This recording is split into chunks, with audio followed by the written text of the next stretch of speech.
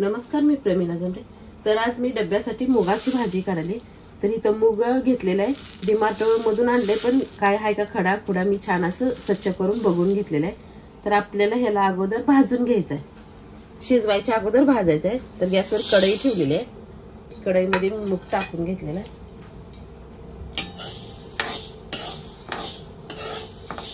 तर 5 मिनिट आपल्याला छान असं मूग भाजून घ्यायचं आहे। तर छान असं मूग भाजून झालेलं आहे। तर आपण आता याला शिजवून घेऊया। तर मी डायरेक्ट कुकरच्या डब्यामध्ये टाकते।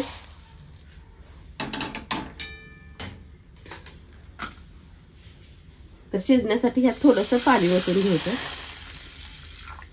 जास्त पण पाणी नाही ओतायचं। एक अर्धा चमचा हळद टाकली मी। तर आता 2 शिट्ट्या मी शिजवून घेणार आहे। तर मी छान असा मूग शिजवून घेतलेला आहे, मस्तपैकी शिजलेला आहे आणि मऊसूत झालेला आहे। तर आपण आता ह्याला फोडणी देऊन घेऊया। फोडणीसाठी मी थोडासा लसूण घेतलाय, कढीपाला घेतलाय, कोथिंबीर आहे, 2 कांदे चिरून घेतलेत, 1 टमाटर घेतलेला आहे। तर आपण अगोदर कढईमध्ये तेल ओतून घेऊया। तेल आपल्याला अगोदर छान असं तापू द्यायचं आहे। तर तेल छान असं तापलेलं आहे। फोडणीसाठी मी जिरी मोहरी टाकून घेतलेली आहे। जिरी मोहरी छान अशी तडतडली आहे, लसूण टाकून घेते। आता ही कांदा पण तेलामध्ये टाकून घेते तळण्यासाठी।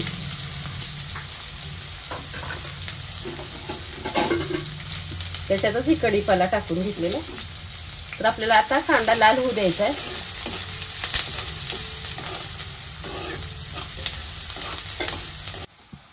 तर कांदा छान असा लाल झालेला आहे, जास्त पण आपल्याला करपू द्यायचं नाही। गोल्डन कलर आला की आपण ह्यात टमाटर टाकून घेऊया।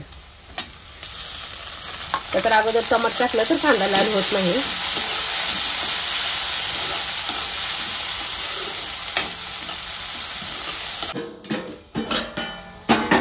तर मी थोडंसं मीठ टाकून झाकून ठेवलेलं, का तर टमाटर छान असं मऊ होतं त्यासाठी। तर आपण ह्यात आता थोडंसं मसाले टाकून घेऊया।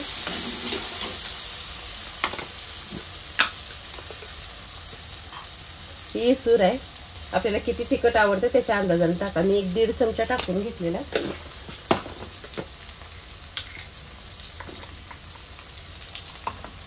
थोडासा गरम मसाला आहे,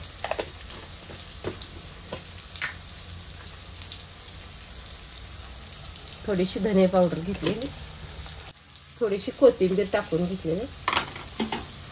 तर आता हे छान असं मिक्स करून घेते, म्हणजे टमाटर पण बारीक होते आणि चटणी मीठ टाकलेलं आपण ती पण बारीक होते, छान सगळं मिक्स होते।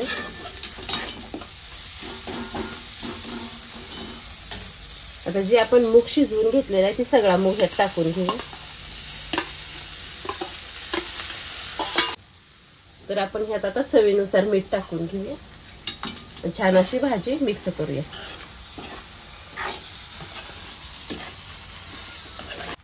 तर बघा मूग पण शिजलेला आहे, कांदा टमाटर छान असं आपण तेलामध्ये तळून घेतलेला आहे। तर मूग टाकल्यानंतर 1-2 मिनिटं छान अशी भाजी मिक्स करून घेतलेली आहे। आता ह्याला काय शिजायला ही असं वेळ लागत नाही, शिजलेलं असतं त्याच्यामुळं। तर बघा अशा प्रकारे आज मी मुगाची छान अशी भाजी बनवलेली आहे। तुम्ही ही अशा प्रकारे बनवून बघा आणि माझा व्हिडिओ आवडला तर नक्कीच लाईक करा, सबस्क्राईब करा